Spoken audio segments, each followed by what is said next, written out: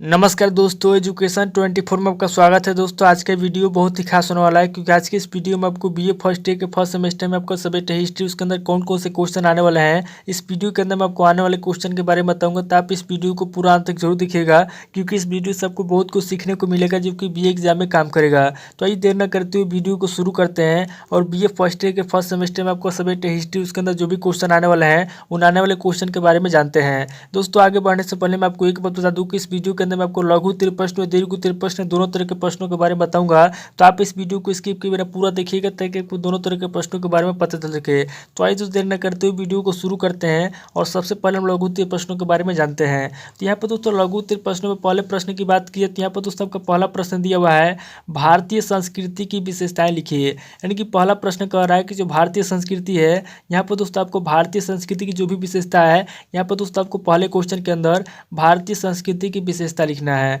अब दोस्तों अगले क्वेश्चन की बात की तो यहाँ पर दोस्तों आपका दूसरा क्वेश्चन दिया हुआ है, प्राचीन भारत के साहित्यिक स्रोतों का संक्षिप्त परिचय दीजिए। यानी कि दूसरा क्वेश्चन कह रहा है कि जो प्राचीन भारत के साहित्यिक स्रोत हैं, यहाँ पर दोस्तों आपको प्राचीन भारत के साहित्यिक स्रोतों क्या करना है, संक्षिप्त परिचय देना है। अब दोस्तों अगले क्वेश्चन की बात की जाए तो यहाँ पर दोस्तों आपका तीसरा क्वेश्चन दिया हुआ है, प्राचीन भारतीय इतिहास के स्रोत के रूप में स्मारकों का महत्व स्पष्ट कीजिए। यानी कि तीसरा क्वेश्चन कह रहा है कि जो प्राचीन भारतीय इतिहास है, यहाँ पर दोस्तों आपको प्राचीन भारतीय इतिहास के स्रोत के रूप में जो स्मारक है, यहाँ पर दोस्तों आपको प्राचीन भारतीय इतिहास के स्रोत के रूप में स्मारकों का क्या महत्व है, यहाँ पर दोस्तों आपको स्मारकों का महत्व स्पष्ट करना है। अब दोस्तों अगले क्वेश्चन की बात की जाए तो यहाँ पर दोस्तों आपका चौथा क्वेश्चन दिया हुआ है, प्राचीन भारतीय इतिहास के स्रोत के रूप में चीनी यात्रियों के विवरण दीजिए। यहाँ पर दोस्तों चौथा क्वेश्चन कह रहा है कि जो प्राचीन भारतीय इतिहास के स्रोत हैं, यहाँ पर दोस्तों आपको प्राचीन भारतीय इतिहास के स्रोत के रूप में जो चीनी यात्री हैं, यहाँ पर दोस्तों आपको प्राचीन भारतीय इतिहास के स्रोत के रूप में चीनी यात्रियों की विवरण देना है। अब दोस्तों अगले क्वेश्चन की बात की तो यहाँ पर दोस्तों आपका पांचवा क्वेश्चन दिया हुआ है, हड़प्पा सभ्यता के विनाश के मुख्य कारण क्या थे। यहाँ पर दोस्तों पांचवा क्वेश्चन कर रहा है कि जो हड़प्पा सभ्यता का विनाश हुआ था, हड़प्पा सभ्यता के विनाश के मुख्य कारण क्या थे। यहाँ पर दोस्तों आपको हड़प्पा सभ्यता के विनाश के मुख्य कारणों के बारे में आपको बताना है। अब दोस्तों अगले क्वेश्चन की बात की तो यहाँ पर दोस्तों आपका छठा क्वेश्चन दिया हुआ है, अजात शत्रु के साम्राज्य विस्तार के अंतर्गत कौशल से हुए युद्ध का वर्णन करना है। यानी कि छठा क्वेश्चन कर रहा है कि जो अजात शत्रु है, यहाँ पर दोस्तों आपको सबसे पहले अजात शत्रु के साम्राज्य विस्तार के बारे में बताना है, उसके बाद दोस्तों कौशल से हुए युद्ध का वर्णन करना है। यानी कि अजात शत्रु के साम्राज्य विस्तार के अंतर्गत जो कौशल से युद्ध हुआ था, यहाँ पर दोस्तों आपको अजात शत्रु के साम्राज्य विस्तार के अंतर्गत कौशल से हुए युद्ध का वर्णन करना है। अब दोस्तों अगले क्वेश्चन की बात की तो यहाँ पर दोस्तों आपका सातवां क्वेश्चन दिया हुआ है, महावीर जैन की प्रमुख शिक्षाओं पर प्रकाश डालिए। यानी कि सातवां क्वेश्चन कह रहा है कि जो महावीर जैन है, महावीर जैन की जो प्रमुख शिक्षा है, यहाँ पर दोस्तों आपको महावीर जैन की प्रमुख शिक्षा पर प्रकाश डालना है। अब दोस्तों अगले क्वेश्चन की बात की तो यहाँ पर दोस्तों आपका आठवां क्वेश्चन दिया हुआ है, समुद्रगुप्त के दक्षिण भारतीय विजयों का विवरण दीजिए तथा उसके राजनीतिक परिणामों की विवेचना कीजिए।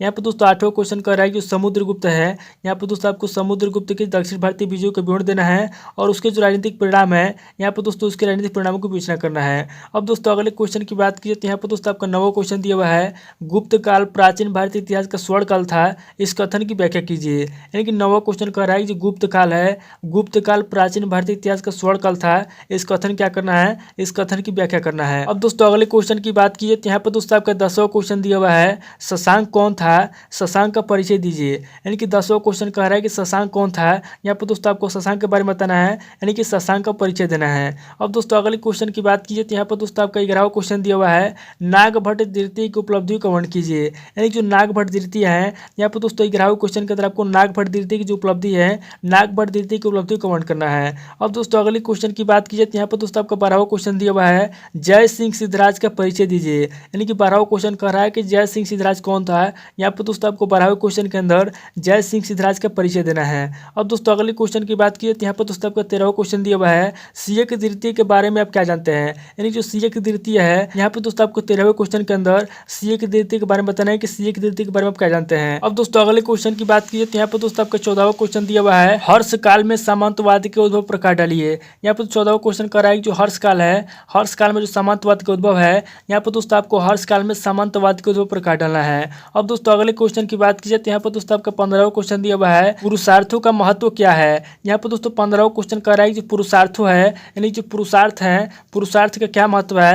यहाँ पर दोस्तों आपको 15वें क्वेश्चन के अंदर बताना है कि पुरुषार्थ का क्या महत्व है, यानी कि पुरुषार्थों का क्या महत्व है। अब दोस्तों अगले क्वेश्चन की बात की तो यहाँ पर दोस्तों आपका 16वां क्वेश्चन दिया हुआ है, अरब आक्रमण के प्रभाव की विवेचना कीजिए। यानी जो अरब आक्रमण हुआ था, अरब आक्रमण के जो प्रभाव है, यहाँ पर दोस्तों आपको अरब आक्रमण के प्रभाव की विवेचना करना है। दोस्तों टोटल आपके 16 क्वेश्चन हो गए जो कि आपके लघु उत्तरीय प्रश्न पूछे जाएंगे। अब दोस्तों आगे हम लोग दीर्घ उत्तरीय प्रश्नों के बारे में जानेंगे। तो यहाँ पर दोस्तों दीर्घ उत्तरीय प्रश्नों में पहले प्रश्न की बात कीजिए तो यहाँ पर दोस्तों आपका पहला प्रश्न दिया हुआ है, हड़प्पा सभ्यता की प्रमुख विशेषताओं की विवेचना कीजिए। यानी कि पहला क्वेश्चन कर रहा है कि जो हड़प्पा सभ्यता है, हड़प्पा सभ्यता की जो प्रमुख विशेषता है, यहाँ पर दोस्तों आपको पहले क्वेश्चन के अंदर हड़प्पा सभ्यता की प्रमुख विशेषताओं की विवेचना करना है। अब दोस्तों अगले क्वेश्चन की बात कीजिए तो यहाँ पर दोस्तों आपका दूसरा क्वेश्चन दिया हुआ है, बिंबिसार के काल से नंदो के युग तक मगध साम्राज्य के विस्तार का निरूपण कीजिए। यानी कि जो बिंबिसार है, यहाँ पर दोस्तों आपको दूसरे क्वेश्चन के अंदर बिंबिसार के काल से लेकर के नंदो के युग तक जो मगध साम्राज्य है, मगध साम्राज्य के विस्तार का निरूपण करना है। अब दोस्तों अगले क्वेश्चन की बात कीजिए तो यहाँ पर दोस्तों आपका तीसरा क्वेश्चन दिया हुआ है, चंद्रगुप्त मौर्य के जीवन और उपलब्धियों का विवेचन कीजिए। यानी कि जो चंद्रगुप्त मौर्य है, यहाँ पर दोस्तों आपको तीसरे क्वेश्चन के अंदर चंद्रगुप्त मौर्य के जीवन के बारे में बताना है और चंद्रगुप्त मौर्य की उपलब्धियों का विवेचन करना है। अब दोस्तों अगले क्वेश्चन की बात कीजिए तो यहाँ पर दोस्तों आपका चौथा क्वेश्चन दिया हुआ है, चंद्रगुप्त प्रथम तक गुप्तों के प्रारंभिक इतिहास का निरूपण कीजिए। यानी कि चौथा क्वेश्चन कह रहा है कि जो चंद्रगुप्त प्रथम है, यहाँ पर दोस्तों आपको चौथे क्वेश्चन के अंदर चंद्रगुप्त प्रथम तक गुप्तों के जो प्रारंभिक इतिहास है, चंद्रगुप्त प्रथम तक गुप्तों के प्रारंभिक इतिहास का निरूपण करना है। अब दोस्तों अगले क्वेश्चन की बात कीजिए तो यहाँ पर दोस्तों आपका पांचवा क्वेश्चन दिया हुआ है, इलाहाबाद स्तंभ लेख के आधार पर समुद्रगुप्त के उत्तर भारतीय अभियान की विवेचना कीजिए। यानी कि जो इलाहाबाद स्तंभ लेख है, यहाँ पर दोस्तों आपको इलाहाबाद स्तंभ लेख के आधार पर क्या करना है, समुद्रगुप्त के उत्तर भारतीय अभियान की विवेचना करना है। यानी कि जो समुद्रगुप्त के उत्तर भारतीय अभियान है, यहाँ पर दोस्तों आपको पांचवें क्वेश्चन के अंदर इलाहाबाद स्तंभ लेख के आधार पर समुद्रगुप्त के उत्तर भारतीय अभियान की विवेचना करना है। अब दोस्तों अगले क्वेश्चन की बात कीजिए तो यहाँ पर दोस्तों आपका छठा क्वेश्चन दिया हुआ है, गुप्त साम्राज्य के पतन के कारणों को प्रकाश डालिए। यानी कि जो गुप्त साम्राज्य है, गुप्त साम्राज्य का पतन कैसे हुआ,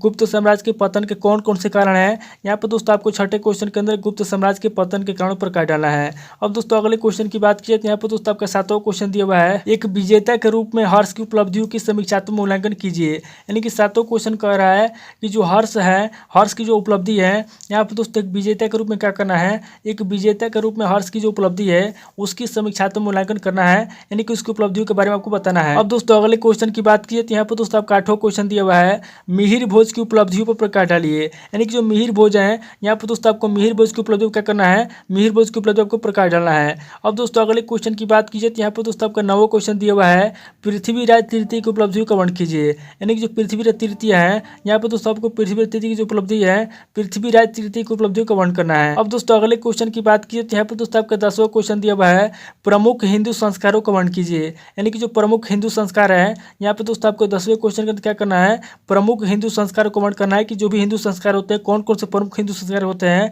यहाँ पर दोस्तों आपको प्रमुख हिंदू संस्कारों का वर्णन करना है।